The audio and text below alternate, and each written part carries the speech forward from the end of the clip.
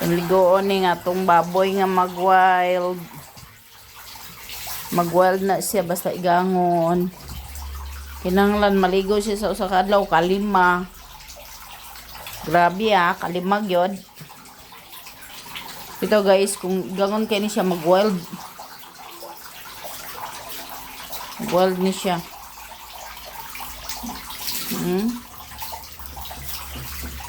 Ni yang papel ganahan na siya ligoon kay init siguro yung paminaw sa lawas.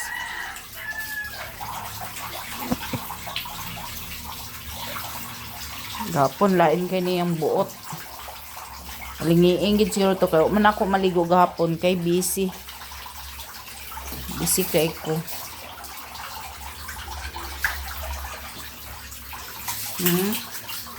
Sa may mong paminaw karon, may na imong ulo. May na ba ang ulo nimo? Ha? May na? Lain man kay kagbuot gahapon. Ga-wild man jud ka unsa kay nakaon nimo nga na-hyper man kay ka. Imong gihurot og kaon ang page kay gi.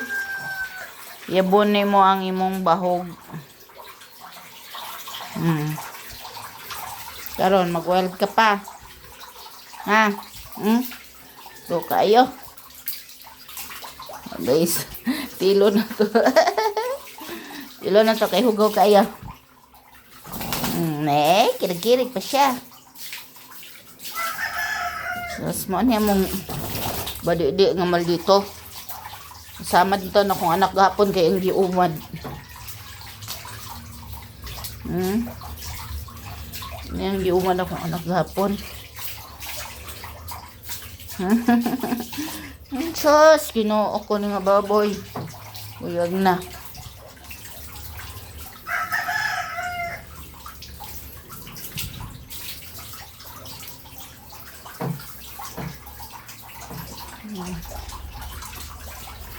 Ang patagbawan.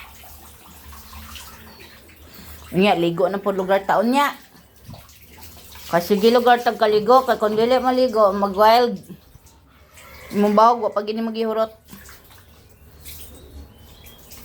O kanon ra ba nimo nang pulitilit? Mura kag na ay ipalit ha. Tay sapi. Mana siya?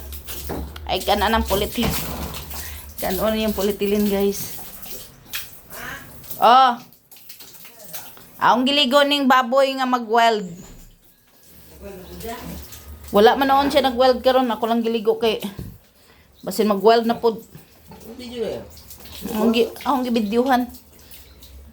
Makita niyang kamal dito. Sige, ato gawas. Bini magdili kay init dito. Dito man na siya. Ang pulitilin man iyang pangiton. Sana ka po na, iyan na pong gibagid-bagid kaya masamad na siya. Sus, ginoo ko ni nga baboy, yung itagig problema.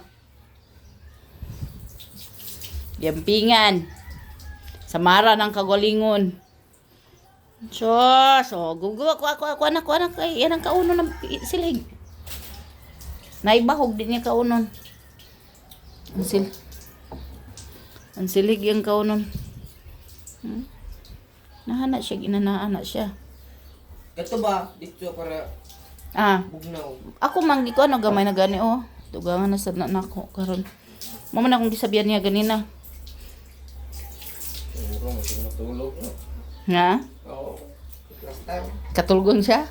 Matulog siya ng hagdan. Di ka matulog? Saka na yung hunang-huna. Gahapon, igang gid siguro kay ito yung gibati gahapon. Kay kausa naman nimo naligo ba? Nurton sa udto.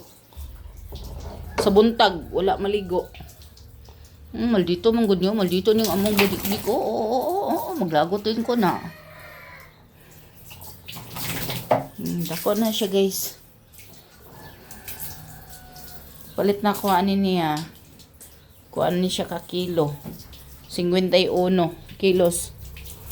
Atong March. Karon lanta na ko murag 100 kilos na ni kapin. Ang iyang pagkaon na ni hagrower og pollard. Mo niyang galalaon, galamlam lang ning among baboy maldito.